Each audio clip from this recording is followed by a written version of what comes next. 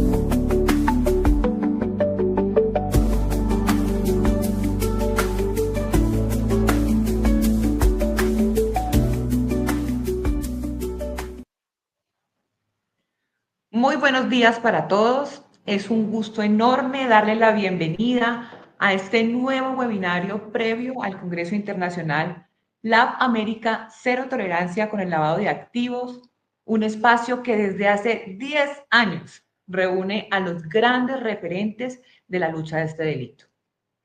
10 años de trabajo, 10 años de capacitación, 10 años de compromiso y de aprendizajes que hoy se reflejan con más de 7.200 personas impactadas, 120 horas de capacitación y la participación de más de 250 líderes internacionales que han dejado huella en cada edición de nuestro Congreso. Pero este año no es la excepción. Para esta agenda académica hemos invitado a expertos de talla mundial que nos acompañarán con su experiencia y con su visión. Empiezo haciéndoles un pequeño resumen. José Ugaz, lo hemos comentado muchísimo en redes sociales, es un jurista peruano, es presidente de Transparencia Internacional y fiscal clave en el caso Fujimori Montesinos, un referente global en la lucha contra la corrupción. Tenemos como segundo invitado a Donald Márquez, consultor internacional de confianza digital, con más de 20 años liderando proyectos de transformación digital y seguridad informática para gobiernos y organismos como el Banco Mundial, la Unión Europea y el SICA.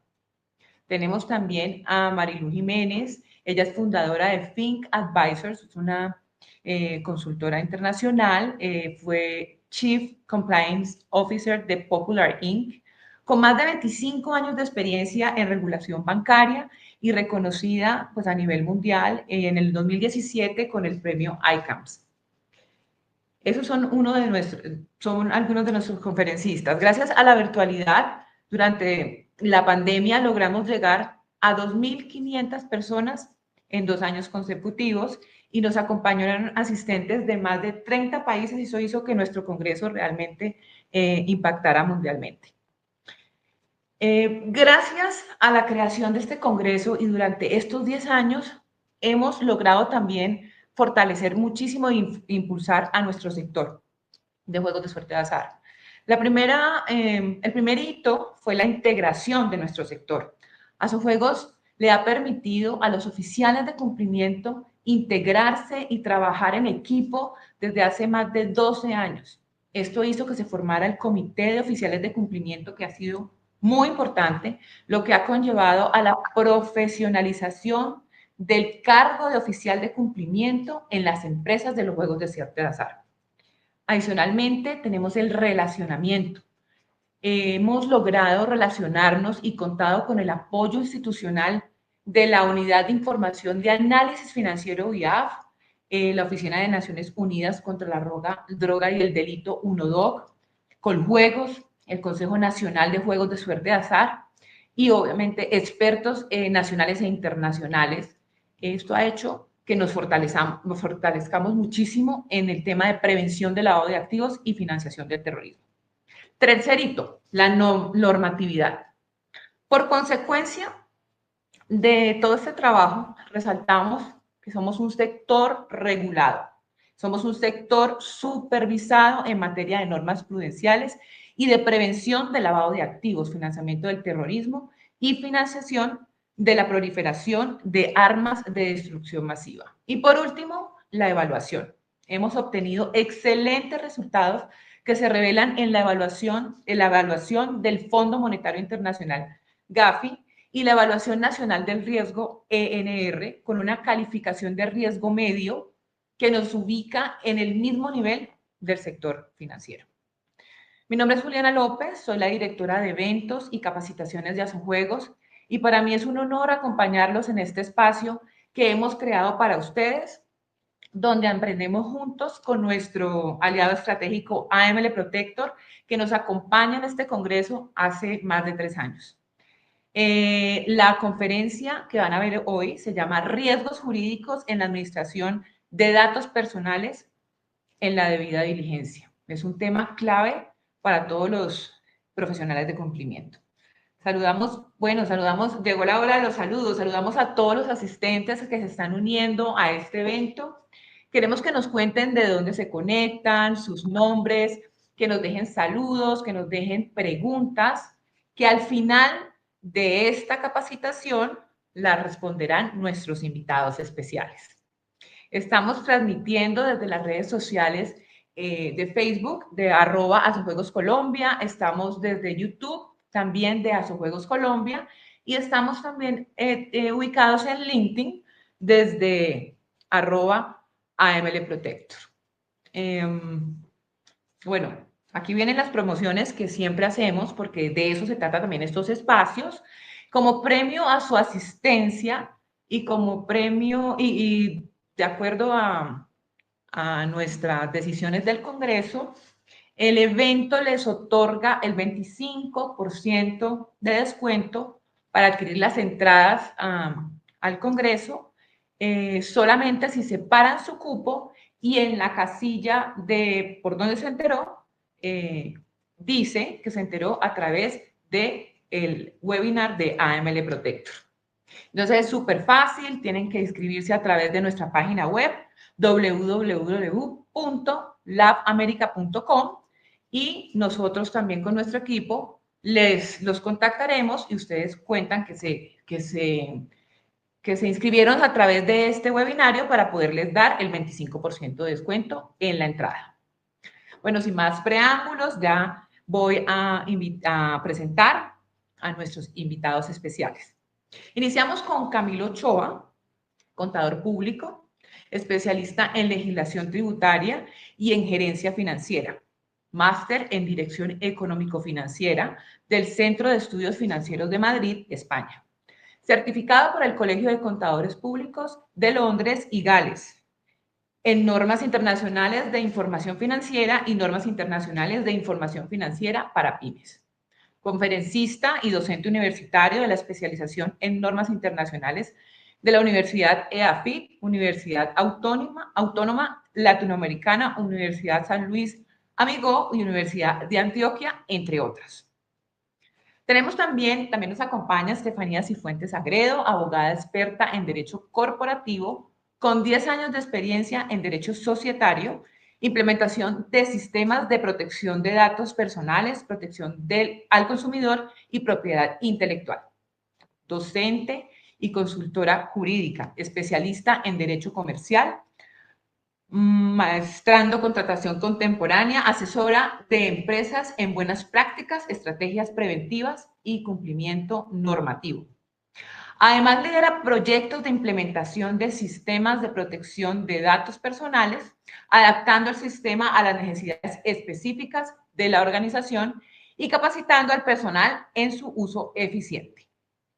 Actualmente, gerente del Departamento de Servicios Legales de OCH Group. Bueno, creo que esta ha sido toda la presentación. Bienvenidos a este espacio. Les dejo el público, les dejo todo el conversatorio a ustedes. Bienvenidos. Muchas gracias. Muchas gracias, Juliana. Muy buenos días para todos quienes están conectados al otro lado de este webinar. Para nosotros un gusto y un placer estar aquí hoy con ustedes. Gracias siempre al Congreso de LAFT América por proporcionar estos espacios. Y bueno, esperamos vernos allá, esperamos vernos en el Congreso en Bogotá en los próximos días. Esperamos encontrarnos, tener la oportunidad de compartir no solamente de esto que vamos a hablar hoy, sino de muchos otros temas que seguramente son muy interesantes para todas las personas que estamos involucradas en el proceso de cumplimiento de las organizaciones. Nuestra herramienta AML ha sido diseñada y está a disposición de todos ustedes para ayudar precisamente en esa gestión que a veces se vuelve tan complicada de lograr un eficiente cumplimiento. Y me voy a adherir a Juliana en las promociones y entonces pues también queremos compartir con ustedes la oportunidad de que si alguno tiene algún interés en que podamos enseñarles cómo nuestro software ayuda a la gestión y a la prevención del lavado de activos y a agilizar todos los procesos internos de la compañía, vamos entonces también a otorgar un 25% de descuento en el licenciamiento a las personas que a través de este webinar estén interesados con nosotros. Nos pueden contactar a través de redes sociales o nos pueden dejar incluso aquí mismo en los comentarios su intención y con mucho gusto el equipo comercial de AML se contactará con ustedes para poder avanzar en estos procesos. Entonces, Juliana, muchas gracias por la invitación, a todo el equipo de Asojuegos, a todo el equipo del Congreso, siempre disponibles para todos, y a los que están conectados, muy buenos días. Doctora Estefanía. Muy buenos días para todos. Muchas gracias por esta invitación. Nos sentimos muy honrados en ello. Y hoy vamos a hablar de un tema muy importante y es los riesgos asociados en el tratamiento de datos personales cuando estamos haciendo debidas diligencias, cuando estamos en todos estos programas de implementación para la prevención, monitoreo y detección temprano de los riesgos de lavado de activos, financiación del terrorismo o proliferación de armas de destrucción masiva. Correcto. Y es que no es un tema menor. Hoy tenemos legislaciones que podríamos decir que están en ambos sentidos. No son legislaciones que están unificadas, que es lo que quiero decir. Tenemos una legislación muy robusta, muy fuerte alrededor de todo lo que se considera tratamiento de datos personales. Decirles que esto no es un asunto de Colombia, ni mucho menos. Esto es un asunto mundial. De hecho, nuestra regulación proviene, digamos, de ciertas imitaciones, por decirlo así, de legislaciones internacionales, ¿no? Y cada vez más en el mundo se hacen esfuerzos para la protección de datos personales. Y por otro lado, digamos, en sentidos o en normas diferentes, tenemos toda la regulación que obedece a lo que tenemos que hacer o lo que no tenemos que hacer respecto de todos los sistemas de prevención de lavado de activos, financiación del terrorismo, proliferación de armas y todo lo demás. Entonces son legislaciones que no se encuentran unificadas, son legislaciones que no están, digamos, dentro del mismo cuerpo en materia jurídica, pero que no son excluyentes. Es decir, nosotros necesitamos cumplir con lo uno y con lo otro. Entonces, pues por esto nos parece muy valioso con ustedes hoy hablar de este tema, invitarlos también a que hagan sus preguntas, a que escriban sus comentarios, a que interactuemos. Eso iba a decir yo, porque yo ya les voy a dejar la palabra, pero pues para todos los que se han conectado de todas las partes de Colombia, es importante que dejen sus preguntas al final y nuestros queridos conferencistas las van a responder muy juiciosos. Yo los dejo. Muchísimas gracias por atender este espacio y ya, bueno, les cedo la palabra. Muchas gracias. Mil gracias. Pues entonces, si les parece bien, doctora Estefanía, entremos en materia. Perfecto. Y es que el tema que nos convoca son los riesgos jurídicos, los riesgos, digamos, los legales, respecto de la administración de datos personales en los procesos de debida diligencia, ¿cierto? Nosotros hoy tenemos la obligación en muchos sectores y en muchas compañías de diferentes tipos, de acuerdo con regulaciones que seguramente todos conocen bien, de elaborar procesos de debida diligencia para clientes, para proveedores, para personal o incluso para los accionistas de la compañía, donde tenemos diferentes obligaciones relacionadas con ese proceso de los sistemas de prevención de lavado de activos y financiación del terrorismo. Y tal vez uno de los principales asuntos respecto de ese proceso, de esos sistemas de prevención de lavado de activos, es justamente el conocimiento de las contrapartes. Es decir, yo tengo que conocer a la persona con la que estoy efectivamente haciendo negocios, ¿no? Sea como cliente, como proveedor, como empleador, como parte o inversionista en una sociedad, tengo que conocer, tengo que saber, tengo que entender quién es mi contraparte. Y a partir de ese proceso de conocimiento de las contrapartes, pues surgen temas muy importantes y es la recolección de un montón de información, que yo como compañía, que yo como cliente, como proveedor, como empleador, etcétera, necesito de esa contraparte para poder hacer ese conocimiento, que es la parte fundamental o sustancial de lo que conocemos como conocimiento de contraparte o debida diligencia. Y entonces, por eso, doctora Estefanía, usted que es nuestra especialista en el tratamiento de datos personales, yo creo que justamente la primera pregunta es esa, y yo creo que es lo más importante de este webinar y lo de que todas las personas que están conectadas al otro lado van a poder llevarse de esta conversación, y es cuáles son los principales riesgos asociados a los datos personales en un proceso de debida diligencia. Yo creo que esa es la primera pregunta y es tal vez el foco central de esta conversación. Así es. Cuatro son los riesgos que debemos detectar cuando estos dos aspectos hacen una conexión. El primer riesgo es un riesgo reputacional, pero también está el riesgo operativo, el riesgo jurídico y económico. ¿Y por qué? Porque si nosotros entendemos que de toda la información que se pide justamente para recabar y conocer esa contraparte, está inmerso datos personales, hay que revisar cuál es la naturaleza de esos datos personales. Y el uso que hagamos de esos datos personales puede generar un impacto negativo en la reputación o de los titulares de datos personales o de la compañía misma.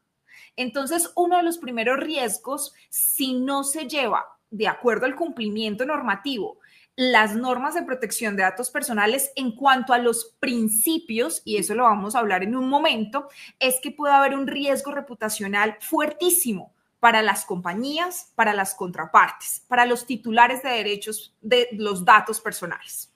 El segundo riesgo es el riesgo operacional.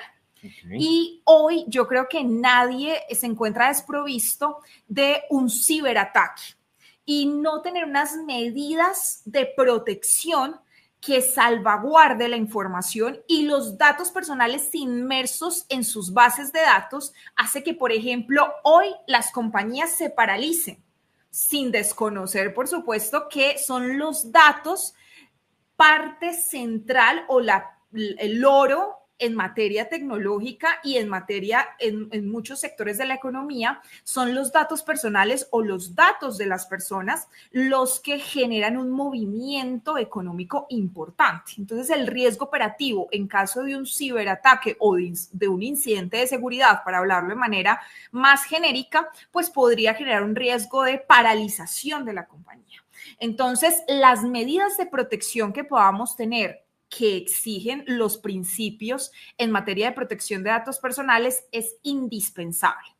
El tercer riesgo es el riesgo jurídico que está inmerso en el incumplimiento normativo y con ello los riesgos económicos, porque cualquier incumplimiento en materia de SAGRILAF o de protección de datos personales, pues podría generar unas sanciones económicas cuantiosísimas. Correcto. Que hoy, por ejemplo, y esto es un dato público, podrían representar hasta 2.000 salarios mínimos, siendo ejemplarizante la sanción de la superintendencia de 1.300 millones de pesos a una compañía de telefonía. Correcto. ¿Listo? Entonces, 4 riesgos. El riesgo reputacional, el riesgo operativo, riesgo jurídico y riesgo económico. Y los 4 están correlacionados. Correcto, no es que parecen ser riesgos independientes, pero realmente no lo son, ¿no?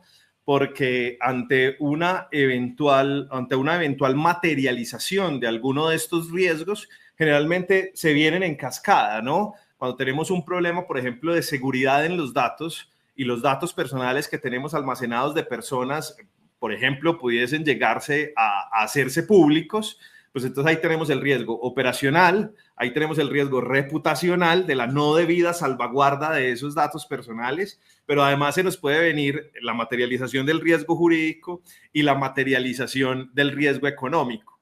Aquí estamos hablando de sanciones importantes, aquí estamos hablando de asuntos donde las entidades de control y específicamente en los principales casos que hemos conocido hasta ahora, la Superintendencia de Industria y Comercio, que es como la principal actora respecto de estos asuntos, pues ha impuesto sanciones verdaderamente cuantiosas, ¿sí? Verdaderamente cuantiosas, que en algún desprevenido podría decir, no, pues que 1.300 millones para una compañía de esas tan grandes, pues no es un problema, pero esto no quiere decir que no pueda ser impuesta esa misma sanción a una compañía que potencialmente no tenga ese músculo financiero o que posiblemente no sea capaz de responder ante una situación de esta. Entonces estamos ante un escenario riesgoso, estamos ante un escenario bastante riesgoso, que como lo decíamos ahora, combina varias normas, no se trata de una única norma, sino que se trata de varias normas que debemos compilar o que debemos atender en simultánea para poder lograr esto y no vernos sometidos pues a esos 4 riesgos reputacionales, operacionales, jurídicos y económicos. Si entendí bien, doctora Estefanía, respecto de sus apreciaciones. Fíjese que Liz Velázquez Tobón es una persona que nos escribió tan pronto comenzó, a los 2 minutos, y yo creo que es importante que hablemos de ese tema. Ella nos pregunta que, dado la indicación de la SIC de desconocer la excepción de la norma de protección de datos personales respecto a la gestión de lavados de activos, ¿qué sugieren cómo proceder para no ser sancionados? Y ahí voy a descomponer un poquito la pregunta, porque la ley 1581, ¿sí?, tiene una excepción en la aplicación de su norma, que esa sigue vigente, y es el artículo número 2, que dice que lo que tiene que ver con esta ley y sus normas complementarias no va a ser aplicado para las actividades de prevención, detección, monitoreo o control de lavado de activos o financiamiento del terrorismo, pero hay que tener en cuenta algo, y es que el mismo parágrafo de ese artículo dice que si bien todas las normas de esta ley estatutaria no le va a aplicar al 100%, no se puede desconocer los principios rectores de la ley estatutaria. Correcto. Es decir, si yo lo que voy a buscar a través de un dato público, como el número de la cédula, es con la finalidad de conocer o implementar mi programa de SagriLab, pues en principio yo no debería tener una autorización.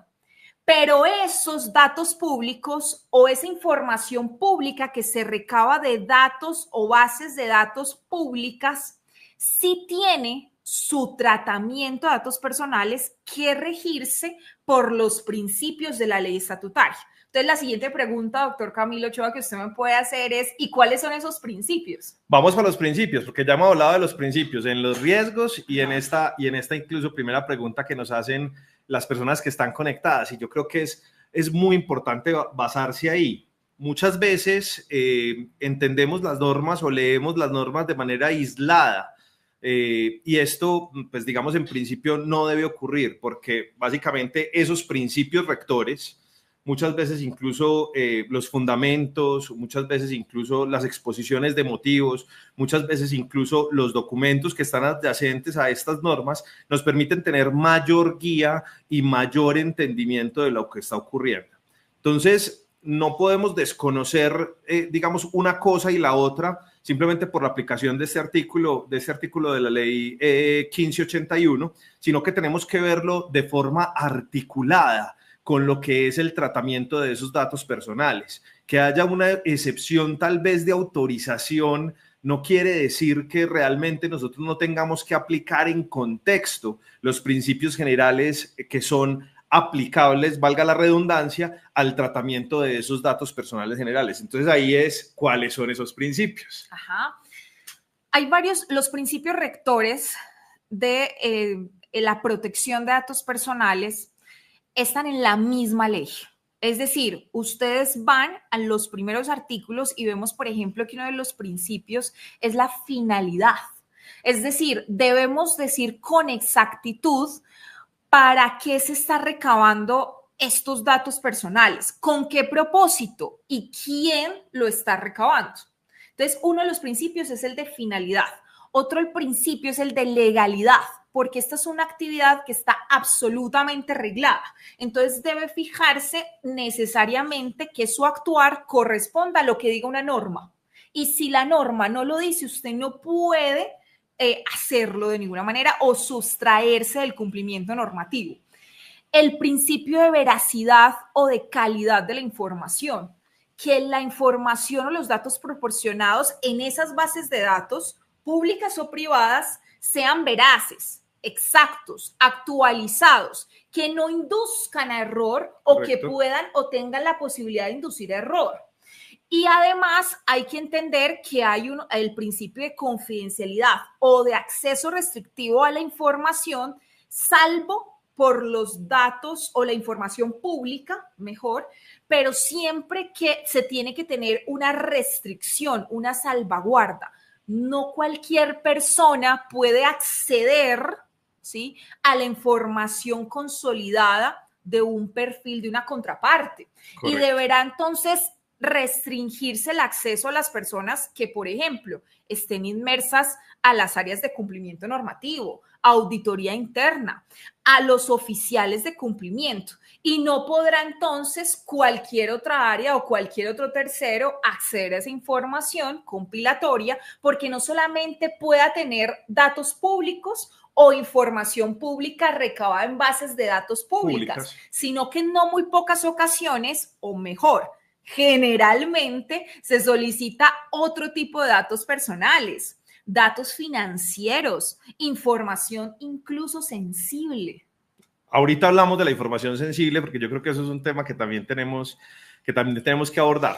Pero a mí me gustaría, doctora Estefanía, que utilizáramos este hilo de la conversación para contarle también a todas las personas que están conectadas cómo amarramos esos principios respecto específicamente de lo que es un proceso de debida diligencia o de lo que es un proceso de conocimiento de contraparte inmerso dentro de un sistema general de prevención del lavado de activos y financiación del terrorismo, ¿cierto? Porque entonces estamos hablando de principios muy importantes, como la finalidad, la veracidad, etcétera, pero a la que nos vemos enfrentados todos los días las personas que trabajamos en estas áreas de cumplimiento, en estas áreas donde estamos haciendo debidas diligencias y donde estamos haciendo conocimientos de contrapartes, es que nos estamos enfrentando todos los días a pedir unos datos a esas contrapartes, a pedir una información a esas contrapartes.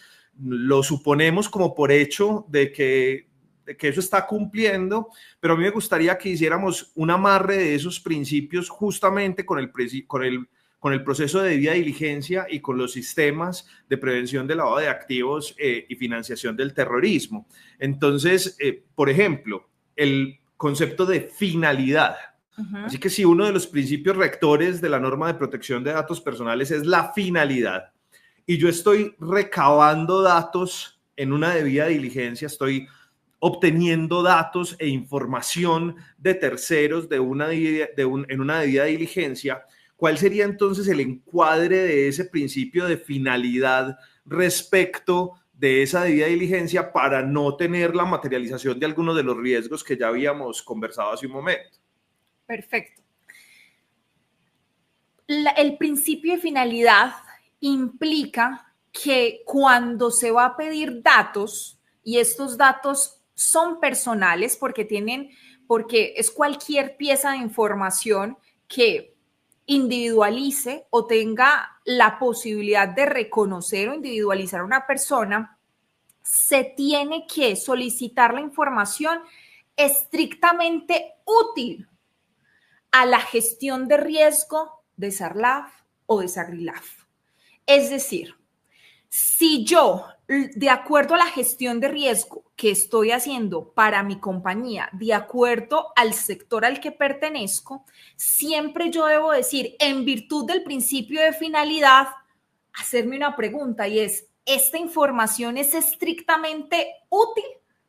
¿Sí? Para el proceso de debida diligencia. Para el proceso de debida diligencia. En el marco de la prevención del lavado de activos y financiación del terrorismo. Porque si yo lo que quiero es decir, el principio de finalidad lo que me exige es usted pida la información contentiva de datos personales proporcional al objetivo que usted está persiguiendo. Entonces, no parecería acorde, voy a poner el ejemplo puntual, que voy a pedirle a una contraparte información para saber si voy a contratar o no con ella, ¿sí? Que esa es una de las finalidades. Y al mismo tiempo, dentro del formulario de solicitud de conocimiento del cliente, le pregunto por su orientación religiosa. Correcto. Vamos a poner ejemplos con eso. Me parece importante para todos. Normalmente, en los procesos de debida diligencia y de conocimientos de contraparte, como estamos hablando de un proceso de prevención del lavado de activos y financiación del terrorismo, de un sistema de prevención enfocado precisamente en este tema de lavado de activos y financiación del terrorismo, pues entonces lo que estoy entendiendo es que toda la información que yo le pida tiene que ser útil, tiene que tener como finalidad que yo pueda determinar si efectivamente ese tercero o esa contraparte tiene algún tipo de vínculo, tiene algún tipo de presunción o tiene algún tipo de problema que impida que yo haga negocios con él, porque efectivamente puede estar vinculado o relacionado con una actividad que no concuerda con estos principios rectores y entonces yo puedo ahí tomar o no una decisión. Por eso, en esos formularios de contraparte, y a mí me gustaría, incluso doctora Estefanía, nos vamos a salir del guión, saliéndonos un poquito del guión, a mí me gustaría casi que hacerle preguntas específicas. Claro. Por ejemplo, hagamos un ejemplo general. Vamos a contratar con un proveedor o con un cliente. Cualquiera de los dos lados, pues, realmente son dos lados de la misma moneda, ¿no? En una relación comercial entre dos compañías, uno es el proveedor y el otro es el cliente, pero para el otro es al contrario. ¿Qué información es realmente acorde con ese principio de finalidad, ¿cierto? Entonces, hoy en lo que vemos normalmente en los procesos de prevención de lavado de activos, hay información como la identificación, obviamente, de la compañía, Sí. ¿no? La identificación de su representante legal, Sí. la identificación de su revisor fiscal, la identificación de los miembros de su junta directiva, Sí. la identificación de los accionistas de la compañía, Sí. ¿sí? Estados financieros, Claramente. certificados o registros ante entidades regulatorias como son el RUT, Sí. o como es un certificado de existencia y representación legal, digamos, emitido por la Cámara de Comercio correspondiente donde esté vinculado, pues, el comerciante. Incluso en algunos formularios he visto yo algunas referencias comerciales de ese tercero, y ahí ya me empiezo como a ir hacia otros lados. Pero para irnos un poco al extremo, que tal vez es la mejor forma de poner ejemplos, sería, por ejemplo, razonable que yo le pidiera a ese tercero dentro de esa información, o que consultara de ese tercero a través de la tecnología hoy, información, por ejemplo, médica de esos terceros. No. Porque no cumpliría con el principio de finalidad. ¿Qué le aporta el conocimiento de información médica de un tercero, ¿cierto?, respecto del sistema de prevención del lavado de activos o financiación del terrorismo? Exacto. Entonces, ahí es donde empiezan a jugar este tipo de principios, o a incorporarse este tipo de principios en todo el proceso de debida diligencia y en todo el proceso de conocimiento de contrapartes. Yo no sé, doctora Zamarripa, si usted tiene algunos otros ejemplos de cuáles son informaciones que pudieran en el mercado ser como típicamente solicitadas y que no tienen relación al principio de finalidad. Ya hablamos de dos, por ejemplo, orientación religiosa, orientación, diría yo, casi que de cualquier naturaleza, política, religiosa, no sé, de cualquier naturaleza, o qué equipo de fútbol le gusta, para ponerlo a un caso más extremo. Estamos hablando de datos médicos. Teníamos una idea de decir qué información sí podría estar vinculada, pero en este punto de la conversación tal vez qué información no pareciera ser como relevante, o no sería o no estaría de acuerdo a ese principio de finalidad que nos mencionas. A mí me gustaría dar una herramienta para las personas que activamente están poniendo varias preguntas acá, y es uno de los primeros asuntos que se tiene que hacer para que en cada caso en concreto se identifique si hay un cumplimiento no normativo, es identificar qué tipo de datos personales mi compañía usa, necesita y cómo la recabó, para ya responder su pregunta. Porque si nosotros entendemos que los datos personales tienen varias categorías, los primeros ejemplos que usted me daba, como nombre, representante legal e identificación, nombre de los representantes de los administradores, miembros de junta directiva y revisor fiscal, eso es información pública que se encuentra en la Cámara de Comercio. Correcto. Pero si usted me dice que con qué finalidad yo voy a tener el tipo de sangre, las enfermedades más importantes de la compañía, la historia clínica de esa persona, yo tengo que mirar, por ejemplo, que eso es un dato sensible. Y como dato sensible, tiene una mayor protección con las autoridades y en el cumplimiento normativo. Entonces, si ese dato sensible no está directamente relacionado con el propósito que yo estoy persiguiendo, tenemos que desecharlo. Pero datos como información financiera, estados financieros, balances o información de esta naturaleza son datos que pueden considerarse semiprivados, que no están de libre acceso, ¿cierto? Ni correcto. Actualizados en cualquier otra base de datos, no necesariamente. Entonces, ahí yo sí debería tener una autorización de datos personales. Entonces, usted me va a decir, ¿por qué herramientas como AML o por qué ciertas herramientas en el mercado para pedir cierta información solicita autorización. Pues porque cuando se requiere para bases de datos públicas no es necesario. Correcto. Pero si se implementa un programa de SagriLab donde yo lo que quiero es integrar esa contraparte a mis procesos de contratación, porque el área de compras necesita, por ejemplo, esa información financiera, y lo voy a poner en un depositorio en línea, pues yo sí necesitaré tener autorización de tratamiento de datos personales para saber, por ejemplo, de qué manera voy a utilizarla. Y además, uno de los ejemplos que he visto, por ejemplo, es que se pida información por fuera de lo normal. Es decir, ¿para qué es importante a un oficial de cumplimiento entender quiénes habrían sido los accionistas de los últimos 5 años? Es decir, esto podría ser importante, ¿sí?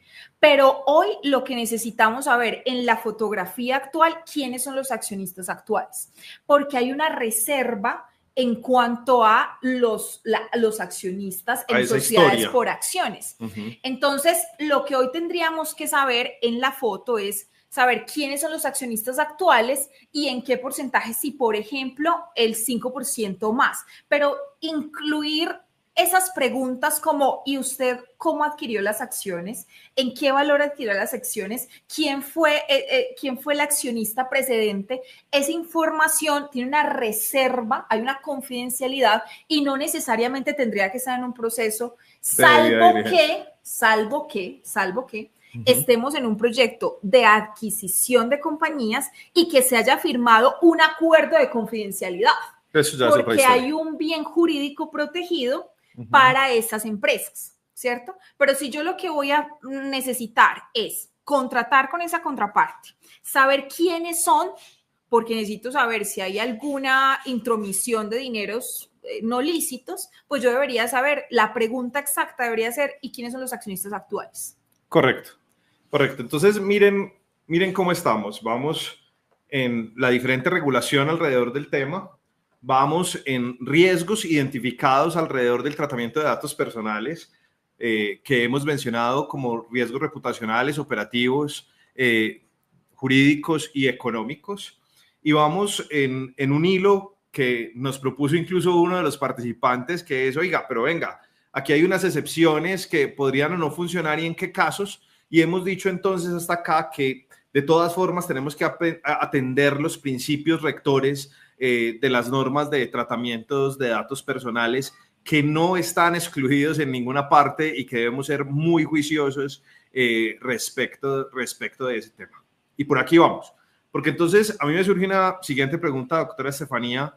Sé que los participantes están muy activos y ya hay muchas, que estamos haciendo un buen trabajo. Hay muchas consultas, pero le quiero preguntar antes de ir recorriendo un poco otras preguntas y otras cosas que han hecho las personas que están al otro lado de esta pantalla, y estamos claros entonces en que hay que cumplir con esos principios rectores del tratamiento de datos personales. Eso digamos que ha quedado suficientemente claro hasta este momento.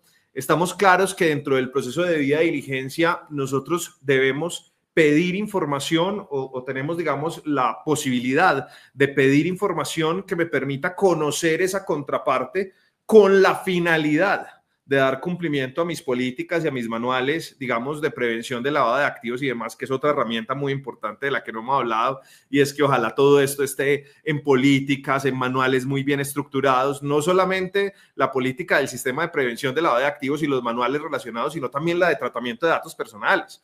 Esto es un asunto que debemos tener formalizado dentro de nuestras compañías. Nosotros debemos tener políticas claras que nos permitan decir cómo vamos a jugar, digamos, en esa gran cancha de juego que tenemos disponible sobre todas estas herramientas. Pero entonces, para redondear un poco la idea, ya hicimos el proceso de debida diligencia y ya tenemos una cantidad X de datos. Ya hemos dado incluso muchos ejemplos de esos datos o de esa información. Es muy interesante y que, discúlpeme, le interrumpo.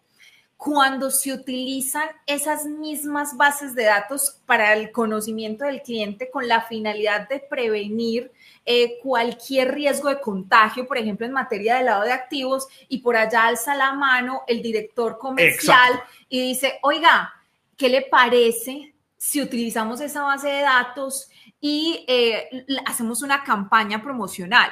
Entonces, para allá iba la pregunta. Okay. Para allá iba la pregunta exactamente. ¿Qué podemos y qué no podemos hacer con esos datos? Así es. ¿Qué podemos y qué no podemos hacer con esa información? Al principio nos mencionabas incluso que deberíamos tener algunas salvaguardas, que tal vez no toda la compañía debería tener acceso a los datos, y en eso la tecnología nos ayuda mucho a tener repositorios con restricciones de seguridad, con otros elementos que podemos conversar después.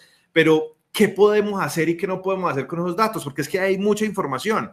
Imagínense ustedes, de una compañía X, vamos a contratar nosotros con AML Protector un servicio, y a mí me están entregando quién es el representante legal, quiénes son sus suplentes, quién es su junta directiva, quiénes son sus accionistas, entregando relaciones comerciales.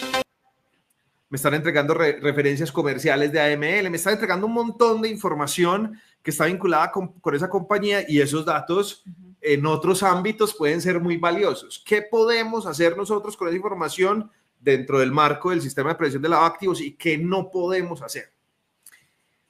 Acá hay un tema importante para las empresas, como su consultora se lo voy a decir, y es: no hay ilicitud para utilizar bases de datos siempre para diferentes finalidades, siempre y cuando tengamos autorización. Entonces, aquí la invitación es, si usted tiene identificado que hay una potencialidad muy importante recabando esa información, que además esa información puede contener datos personales, asegúrese tener todas las finalidades al momento de capturar la información, porque es completamente lícito, siempre y cuando usted en la autorización de tratamiento de datos personales le vaya a decir a esa contraparte: vea, aquí yo estoy solicitando esta información y usted está llenando esta información para, 1, hacer análisis de riesgo y cumplimiento normativo en materia de SAGRI-LAV o SAR-LAV, prevención del lavado de activos. También para ser contactado, para celebrar contratos de suministro, compra-venta, para mantener una relación comercial. Correcto. Y al mismo tiempo, usted autoriza para ofrecerle productos y servicios de la compañía, para hacerle propuestas económicas, para que agentes comerciales se contacten con usted por estos y estos medios. Entonces, no hay ilicitud siempre y cuando se manifieste la finalidad. Y esa autorización de tratamiento de datos personales tiene que tener 3 características fundamentales. Yo no sé si a usted le interesa, como empresario también y consultor, saber cuáles son esas 3 características que debe tener esa autorización, porque se pueden utilizar los datos siempre y cuando se tenga una muy buena autorización. Redondeemos la idea y vamos para las 3 características. Entonces, claro que sí. Para traducir al español, esto es abogado español, español abogado. Para traducir al español, lo que nos estás diciendo es: si dentro de la autorización de tratamiento de datos personales que le pedimos al cliente, en el momento de hacer la debida diligencia, indicamos claramente que esto no solamente va a ser usado para el proceso de debida diligencia, sino que además vamos a darle otro uso a esos datos, y el cliente efectivamente nos da la autorización en ese procedimiento, que normalmente, por ejemplo, lo tenemos incorporado en los formularios digitales de nuestra herramienta y demás, la autorización de datos personales, no solamente para el proceso de debida diligencia, sino para otras cosas. Entonces, si obtenemos esa autorización, realmente los datos se pueden usar. Sí. Realmente los datos se pueden usar. ¿Qué pasa si yo estoy dentro del proceso de debida diligencia y mi autorización no cumple con esas características o no cumple con estas herramientas? ¿Puedo usar los datos? La respuesta claramente sería no. Y ¿cierto? Además está en un riesgo jurídico, y porque van a iniciar investigaciones administrativas sancionatorias, y en un riesgo económico por lo cuantioso de las sanciones. Las sanciones que además son potestativas, es entre 0 y 2.000 salarios mínimos lo que se le ocurra al funcionario en ese momento. Mentiras, no, son de acuerdo al tamaño de la falta y del riesgo. Pero entonces, ahí sí viene la pregunta que claramente estabas introduciendo en el final de la respuesta anterior, y es ¿qué características, cuáles son esos tres factores que mencionaste respecto de las autorizaciones de datos personales que deberíamos sí o sí tener en cuenta para disminuir estos riesgos? Sí. Entonces, en la autorización de tratamiento de datos personales, si hay una finalidad diferente a los programas de SAGRILAF o de SARLAF, nosotros o cualquiera de los otros existentes, en todo caso para el monitoreo y detección temprano, lo que tenemos que entender es que la autorización que tenga otras finalidades que sean necesarias en su compañía, que sea útil, debe ser previa al tratamiento de datos personales. Tiene que ser expresa y tiene que ser informada. Para que una autorización de tratamiento de datos personales sea acorde a las normas, requiere que sea previa, es decir, antes del tratamiento, y el tratamiento es la misma captura, la utilización, la distribución, el conocimiento, la eliminación. Entonces, previo a cualquier acto, incluyendo la captura. Y por lo tanto, esto es una de las preguntas más comunes de un oficial de cumplimiento, es que yo no la tengo, yo no tengo la autorización, ¿la puedo pedir? Pues ya hay un incumplimiento, porque si usted ya tiene la información, ya tenía que haber tenido la autorización. Si no la tienes, en una contingencia. Correcto. Pídala, pero ya está en contingencia, porque la autorización tiene que ser previa a la captura, que es una forma de tratar o tener tratamiento de datos personales. Expresa, porque tiene que decir, no se puede suponer. Tiene que haber un acto directo, inequívoco, decimos los abogados, clarísimo, específico, de que yo estoy autorizando el tratamiento de datos personales. Correcto. No se puede presumir. Y tiene que ser informado, porque yo en esa autorización tengo que decirle para qué la voy a utilizar. Siempre y cuando usted atienda esos tres criterios en la autorización de tratamiento de datos personales, usted está cumpliendo con las normas. Correcto. Y yo creo que pues lo de es un caso, nos contaron, normalmente no pasa que ya tenemos los datos y después pedimos la autorización. Pues eso es no pasa, pero pues eso es solamente por prevención, ¿no? Pero realmente esas tres condiciones que tiene que reunir esa autorización de tratamiento de datos personales, pues son, digamos, el requisito sine qua non. Yo quiero tratar de ir armando toda esta información respecto de lo que son los procesos de debida diligencia y de prevención de lavado de activos y financiación del terrorismo, y es que nosotros estamos pidiendo dentro de ese formulario, o usualmente las compañías están pidiendo dentro de esos formatos de conocimiento de contrapartes, información pública, que uno diría, ok, puede que no, digamos, tengamos tanto inconveniente con lo que puede ser la autorización del tratamiento de esos datos personales, porque corresponde a la información pública, pero a la vez estamos pidiendo información, lo dijiste ahora, tal vez como semi-privada. Correcto. O privada incluso, puede ser en algunos casos, o estamos pidiendo información de datos personales que no es pública, para tratar de encasillar eso en una siguiente categoría. Ahí es donde se vuelve importante tener una buena autorización de tratamiento de datos personales que incorpore las tres características que acaba de mencionar la doctora Estefanía, y desafortunadamente el proceso de debida diligencia y de conocimiento de contrapartes incorpora este tipo de información que no es pública. Casi que ese proceso de conocimiento, de acuerdo con lo que está hoy en la regulación y de acuerdo con lo que está hoy en las buenas prácticas internacionales alrededor de los procesos de prevención de lavado de activos, necesitan de esa información que no es pública, que es semiprivada, privada o incluso sujeta a algunos temas de confidencialidad.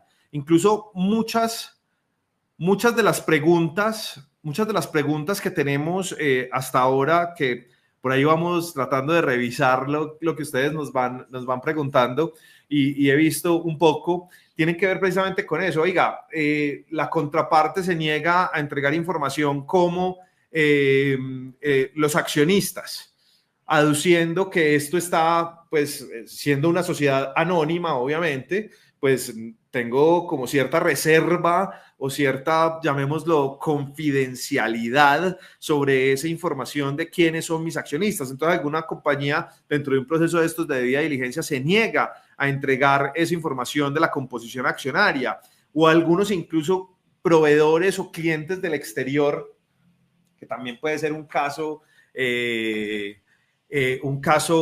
regular, se niegan a entregar esa información o ese nivel de detalle de información. ¿Qué hacer o cómo manejar ese tipo de situaciones? Para que empecemos a darle trámite pues a algunas de las preguntas que nos están haciendo, además ya obviamente en función del tiempo, que creo que vamos como sobre los tiempos que nos habíamos propuesto. Yo quiero señalar un asunto, y es, para recabar información, independientemente del tipo de dato, sea público, privado, semiprivado o sensible, ¿sí? Independientemente, hay que tener en cuenta, y es, hay una exclusión de las normas de protección de datos personales cuando la finalidad es el monitoreo y la prevención o el seguimiento, la prevención en materia de lavado de activos, financiación del terrorismo o proliferación de armas masivas. Es decir, hay una exclusión. Cuando yo pido datos personales, independientemente de esas categorías, hay una exclusión de la norma estatutaria, ¿sí? Artículo 2 de la ley 1581. Pero, es decir, que la autorización per se no es necesaria. La hacen por buenas prácticas. Pero siempre tiene que estar regido por los principios rectores y estas normas. Y estas normas me exigen finalidad. Entonces, puede que yo no necesite la autorización, pero tengo que decirle que le estoy pidiendo esto con ese propósito. Con este fin. Y hay una diferencia sutil, pero es lo que dice la norma. Y es lo que hace que usted pague un montón de plata o que esté en cumplimiento normativo.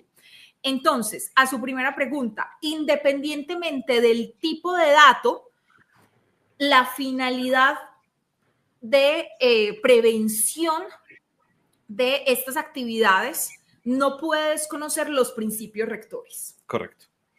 Pero si usted lo que me está preguntando, la segunda pregunta es, oiga, y lo estaba haciendo aquí varias personas, y es, nos ha pasado no con poca frecuencia, que se están negando a decirme quiénes son los accionistas.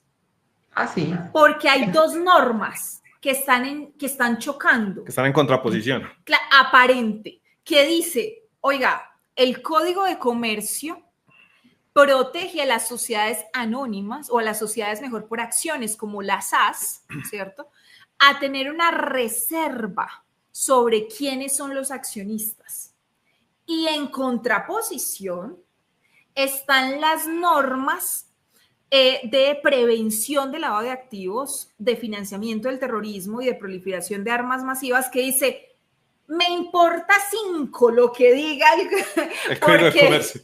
Porque yo lo que necesito saber es con quién estoy contratando, porque es que si yo no hago una debida diligencia voy a tener un riesgo reputacional, pero es que yo voy a tener un riesgo jurídico y también un riesgo económico. Si yo no sé que por allá está alias Cuchillo como accionista de esa compañía, ¿Qué le va a pasar a mi empresa reputacionalmente cuando encuentren que yo hago negocios con este tipo de personas? Correcto. ¿Cuáles van a ser las implicaciones jurídicas de una extinción de dominio y con ello las consecuencias económicas? Entonces, siempre se tiene que mirar que las normas aparentemente contradictorias siempre tienen que, en el ordenamiento jurídico colombiano, como en cualquier sistema jurídico, generar un engranaje. Porque en el derecho nada es absoluto y siempre tiene matices. Entonces, si usted ve que hay un riesgo, que hay una negación rotunda, no contrate. Ya estaría yo preocupado. No, porque bueno, hay un riesgo reputacional y hágale ver cuáles son las finalidades. Dígale, señor oficial de cumplimiento, venga, es que esto hace parte de mi manual y de mis políticas de protección. Esto no es de manera arbitraria, tiene una finalidad muy concreta y proporcional. ¿Usted cree que cuando va a una entidad financiera, ese mismo proveedor, ese mismo cliente le va a decir, no, yo no le entrego la composición accionaria? Pues no le exceden al crédito. Y es justamente porque el riesgo de prevención o riesgo de contagio mejor y todas las políticas en razón a la prevención del lavado de activos tienen que conversar y no pueden ser interpretadas de manera aislada. Bueno, claramente me da pena con ustedes, pero claramente esta clase ha sido un rotundo éxito. Les quiero contar que tenemos hemos tenido alrededor de 120 personas conectadas. Ustedes han visto todas las preguntas que tenemos y ustedes ya han respondido varias de esas preguntas, pero a mí sí me gustaría saludarlos porque miren que muy juiciosos desde un comienzo empezaron a saludarlos a ustedes, tanto gente de nuestro sector como deben ser clientes o todos los que nos han acompañado. Entonces, y Dalit Velázquez, bueno, buen día, gracias por este tema tan importante y oportuno. Si quieren, me ayudan ustedes también a leerlos. Qué pena interrumpirlos así, pero realmente, pues es chévere como que ellos sepan que los estamos saludando. Ronaldo Samuel Sarmiento, buenos días, saludos de Riohacha, La Guajira. No sé si ustedes me quieren ayudar con la siguiente. Claro, también está por ahí en los comentarios José Inestrosa de la Red de Servicios del Pacífico. Muchas gracias por la invitación. Muchas gracias, José, a usted por acompañarnos. Y Natalia Velázquez, buenos días. Muchas gracias por este tipo de eventos. Maravilloso, Natalia. Buenísimo. Un gusto saludarlos a todos desde donde estén. Alejandra Pérez, buenos días. Gracias por estos espacios tan importantes para el conocimiento de todos. Muchas gracias, Alejandra. Un saludo para todos los que están conectados. Y de eso se trata, que ellos que ustedes de verdad les han dado las herramientas, les han hablado sobre, claramente sobre la autorización de datos personales y todo eso que realmente les sirve para su trabajo, y de eso se trata. Correcto. Igual, Juliana, pues ya estábamos como terminando de redondear el tema. Lo que queríamos era justamente ir avanzando un poco mientras íbamos hablando del tema, como sobre las preguntas específicas que nos han ido haciendo, pero obviamente estamos abiertos pues a cualquier pregunta o a cualquier situación. Y David Velázquez, esta es la pregunta que Estefanía mencionaba ahora. Exacto. Había preguntado muy al inicio de la conversación sobre lo indicado por la SIC en desconocer como la excepción de la norma de protección de datos personales respecto de la gestión del lavado de activos. Y es que realmente lo que nos contaba Estefanía ahora no es que sea un desconocimiento de tajo de la excepción, sino que lo que dice la SIC es, a pesar de que usted está exceptuado de este tema, no puede ir por el mundo haciendo lo que a bien le venga en gana con los datos personales de todo lo que usted está haciendo con su debida diligencia. Entonces, hay que tratar de equilibrar un poco esas situaciones, y ese equilibrio justamente lo encontramos como en los principios rectores de las normas, que es de lo que nos ha estado hablando Estefanía durante este rato, y creo que ahí es donde encontramos verdaderamente la respuesta. De todas formas, muchas gracias, Islalith, por la pregunta y por la participación. También teníamos por acá a Vanessa Suárez. Vanessa, un gusto saludarte. Y ella nos hace una pregunta y es: ¿qué hacer cuando las partes no quieren entregar información? Y es una contraparte difícil de reemplazar, ¿no? A veces nos encontramos sujetos a esta situación. El ejemplo que te ponía Estefanía es buenísimo. Claro, cuando van al banco sí no le niegan nada de la información que les pide, ¿cierto? Entonces, ahí hay un asunto que realmente el mercado ha comportado de manera histórica y tiene que ver con la capacidad de negociación. Cuando estamos nosotros o nuestras compañías contra un tercero que tiene una posición dominante en la negociación, pues se hace mucho más difícil todo este proceso. Y claramente lo es. Por ejemplo, el caso que nos está poniendo Vanessa: tengo un proveedor del exterior, no me quiere dar la información, pero además yo no tengo un abanico de 20 opciones para reemplazar ese proveedor, ¿no? ¿Cuál es el problema? Y de pronto dar la palabra a Estefanía para que nos ayude. ¿Cuál es el problema? Que llegado un evento de materialización de riesgo respecto de ese tercero, quien incumplió fue usted como compañía. Ahí no, usted no puede salir a decirle a la UIAF. Exacto, las sanciones para la compañía. A decirle a la fiscalía: oiga, es que no me quiso entregar la información, ¿no? Exacto. ¿Cómo procede ese caso, doctora Estefanía? Vanessa, gracias por su pregunta. Y yo creo que aquí sí debo decirles que esto es muy común, esto pasa todos los días, pero también pongámonos del otro lado. ¿Y qué seguridad usted me da sobre el principio de acceso restringido de la información? Es que yo le estoy dando información confidencial, privada, semiprivada. Entonces, yo en estos casos lo que le he recomendado a los oficiales de cumplimiento es: evaluemos cómo está incorporado las políticas de protección de datos personales, cómo están gestionados los riesgos para incidentes de seguridad y cómo esas políticas están traducidas en manuales de procedimiento, que cuando esta situación ocurra, yo le diga a esa contraparte cuál es su temor en dar su información, porque yo tengo gestionado el riesgo que todas las compañías tienen, porque yo he implementado proyectos de seguridad de la información, de protección de datos personales, de información clave y sensible dentro de la compañía, y tengo un ciclo que está interiorizado en la compañía porque, por ejemplo, capacito recurrentemente al personal.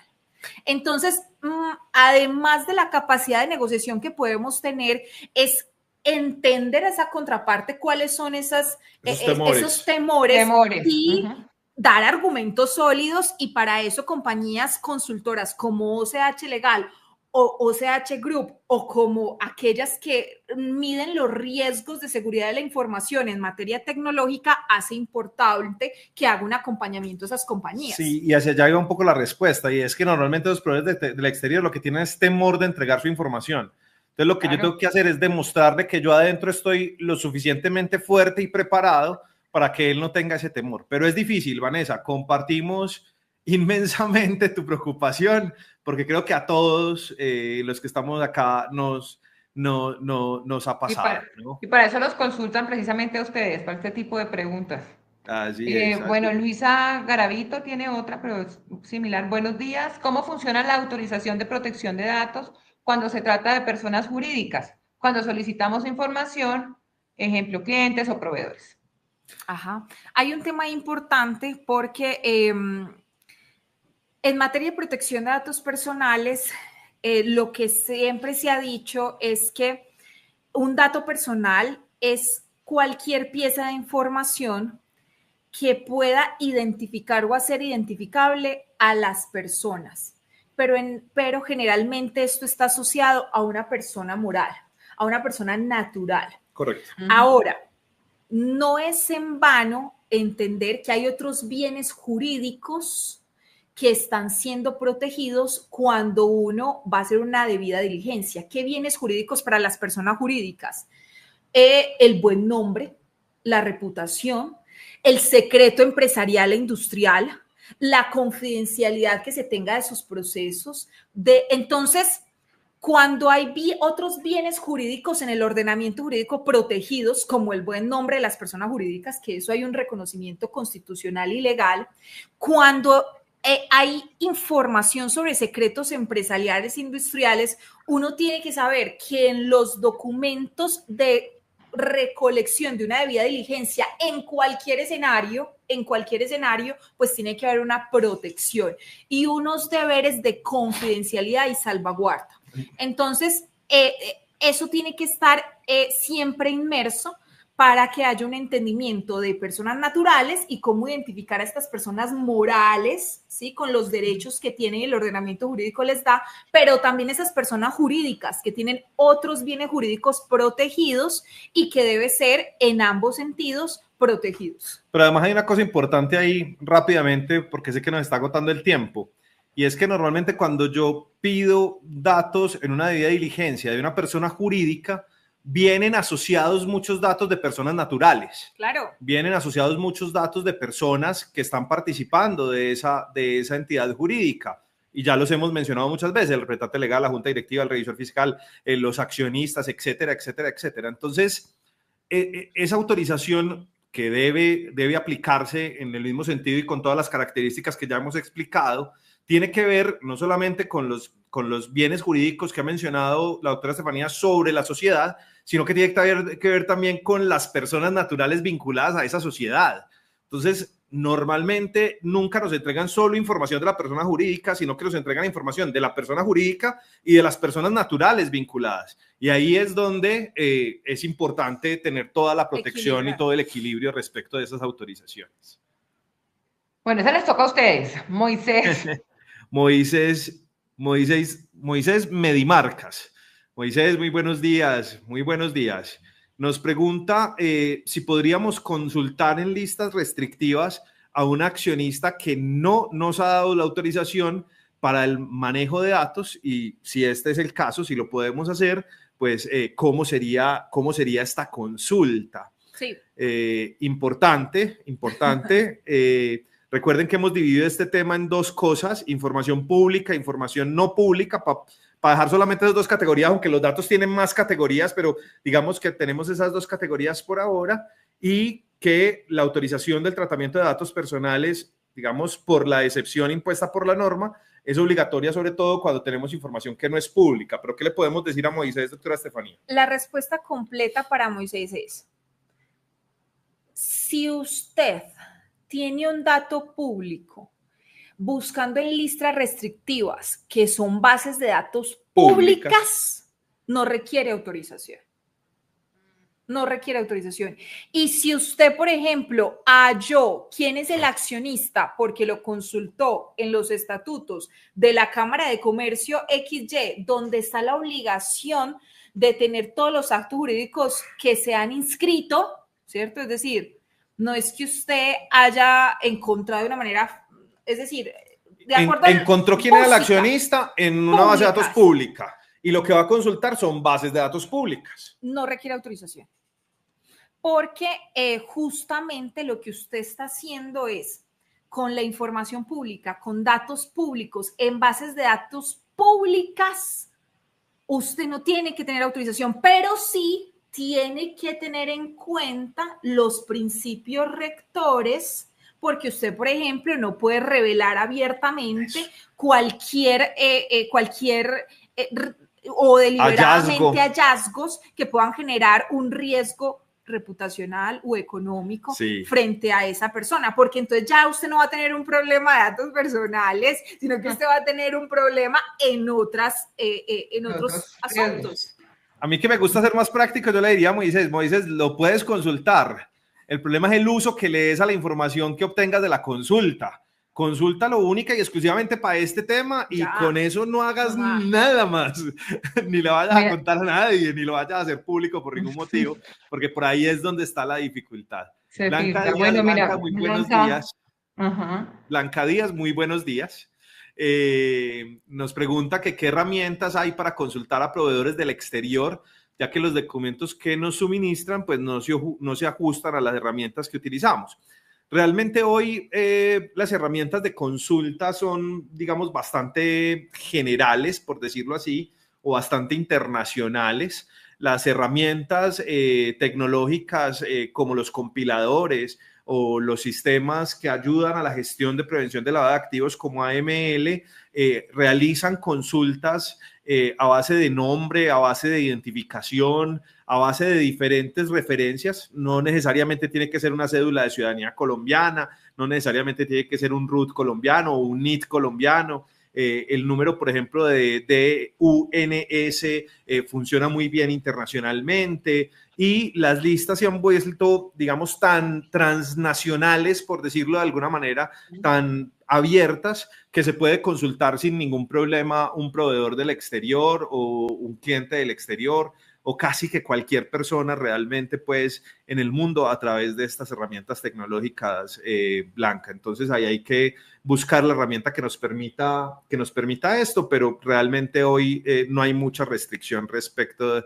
de este tema. Natalia Ramírez, esta se la va a dejar a usted, doctora Estefanía. Listo. Saludando a Natalia. Hola, Natalia.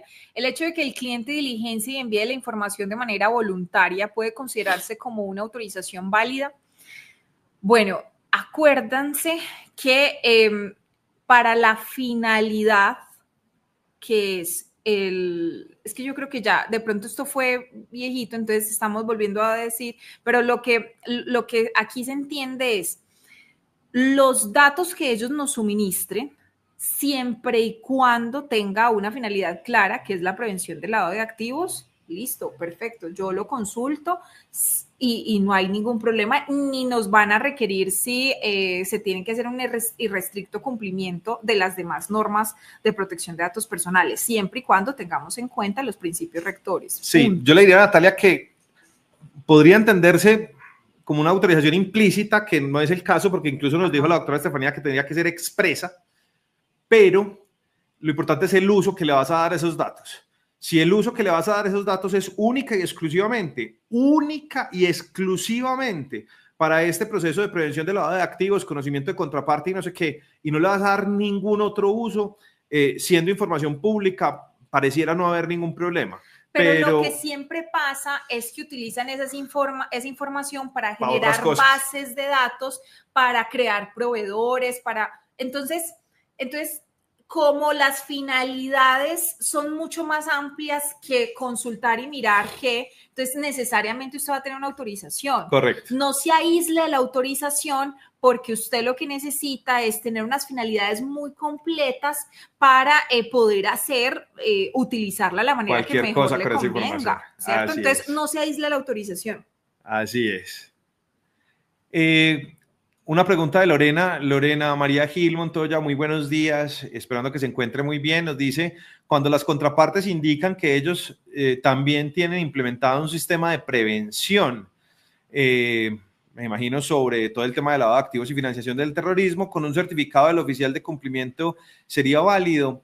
Digamos que hay unas excepciones ahí, o unas excepciones no, unas fórmulas respecto de la forma de hacer la debida diligencia que permiten que ante estructuras probadas y comprobadas de prevención de lavado de activos de empresas, sobre todo muy grandes, pues una certificación emitida por esa contraparte respecto de su proceso de gestión de lavado de activos pudiera ser suficiente. Sin embargo, nuestra recomendación en ese caso es siempre hacer el ejercicio completo, siempre tratar de obtener la mayor cantidad de información y solamente pues frente a la negativa o frente a la posición dominante del tercero con el que estoy contratando, de decirle yo tengo todo mi sistema cumpliendo, registrado y no sé qué, aquí le envío la certificación, eso podría ser válido dentro del proceso. Sin embargo, hay muchos asuntos ahí normativos que revisar y no podría ser una respuesta general, sino que tendríamos que analizar casos muy, muy específicos,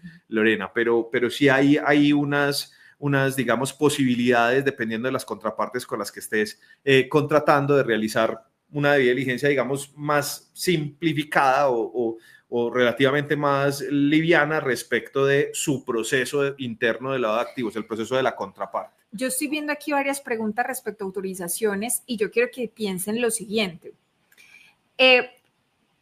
Ustedes contratan con un proveedor y justamente quieren hacer este análisis para saber si lo quieren contratar. Ustedes contratan con él ¿Y cuál es lo siguiente que van a hacer? Emitir una factura o que recibir una factura. Es decir, va a haber comunicaciones permanentemente por fuera de la finalidad anterior. Entonces, el entablar relaciones comerciales per se, pues no lo aísla de tener una autorización de tratamiento de datos personales, porque usted ya conoció si quiere o no contratar, ahora va a contratar. Entonces, obtenga la autorización de tratamiento de datos personales de una vez cuando usted incorpore a esa contraparte dentro de sus sistemas de información para que las finalidades comerciales de su compañía, no solamente aquella de prevención, pues pueda estar inmersa en las finalidades. Ahí ayudan muchísimo los sistemas de información. Ahí el soporte en tecnología es hoy casi que necesario, indispensable y obligatorio. Herramientas que nos permitan no solamente recaudar la información de los terceros, sino tener las autorizaciones necesarias para poder usar y manipular todos estos datos son claves en todo este proceso, porque volver hoy con los formatos en papel, imprimir, firmar, ese tipo de cosas hoy nos hacen imposible esta gestión. Entonces ahí la ayuda de la tecnología es un factor clave para poder desempeñar estas funciones de manera apropiada. Bueno, Camilo y Estefanía, yo tengo que reconocer algo, hay que felicitarlos. De verdad que nunca habíamos tenido un público tan dinámico y tan conectado como esta vez. Realmente, creo que tenemos un pequeño problema técnico. Esto es como para hacer otro con la doctora anuncio. Juliana. ¿Ustedes sí me oyen o no me están oyendo? ¿Sí? Ok. No, esto es como para hacer otro anuncio. Ustedes saben que el doctor... ¿No? ¿O sí? Bueno, creo que tuvimos un pequeño problema técnico ahí. ¿No me oyen? Una interferencia. Sí, ahora sí, doctora Juliana. Sí. Ah, bueno, perfecto. Entonces, al doctor Camilo Ochoa lo vamos a tener en el Congreso de la América y realmente les tengo que decir que esa conferencia y ese conversatorio de ustedes va a estar muy, muy lleno porque les voy a contar cómo. ¿Ustedes se saben cómo es el título de su conversatorio o lo cuento por acá? Cuéntelo, doctora Juliana, cuéntelo tranquila. Bueno, por acá les tengo que decir porque pues para que anoten, para que sepan. Se llama Riesgos y desafíos en materia del compliance en un mundo donde los datos, lo que estamos hablando, y la tecnología son un factor clave. Lo van a hacer entre AML Protector y tus datos, entre los dos CEOs de esas compañías que ya realmente han tenido 2 webinarios supremamente exitosos. Los invito a que realmente nos acompañen. Es el 25, no me acuerdo la hora porque hasta allá no voy, pero realmente es un tema increíble. Realmente son 2 empresas de tecnología y que pues, hombre, manejan este tema de cumplimiento a la maravilla. Y ustedes 2 deberían de verdad estar programados para el próximo Lab América porque son un éxito rotundo, ¿verdad? Felicitaciones. Me da pena, pero ya el tiempo se nos acabó. Ya el tiempo se nos acabó. Tenemos a todos estos chicos conectados y bueno, ya los saludamos, ya todo. Me resta decirles que bueno, que están súper invitados a que se conecten a la América a ver a Diego, al doctor Diego Ochoa, por favor. Perdón. Y que adicionalmente pues tienen el 25% de descuento si dicen que se conectaron a este webinario, que estoy segura que les encantó y que sobre todo se llevaron todas las dudas resueltas con respecto al tema de autorización de datos personales y todos los temas jurídicos que han dejado clarísimos en este webinario. Les doy la palabra a ustedes para que se despidan y para que los inviten y sobre todo ese 25% también que ustedes estaban ofreciendo. Sí, no, al equipo de Lab América, al equipo de Coljuegos, a Juliana, a todo ese equipo, muchas gracias por la invitación, a todas las personas que estuvieron presentes, agradecemos mucho, mucho su atención. Estamos completamente disponibles para ustedes en lo que necesiten, en cualquier pregunta que requieran, en cualquier ayuda para su compañía. Los esperamos en Lab América, ya les contó Juliana, vamos a estar allá presentes en un conversatorio también muy interesante. Está un poquito vinculado con lo que hemos estado hablando hoy o bastante vinculado con lo que hemos estado hablando hoy.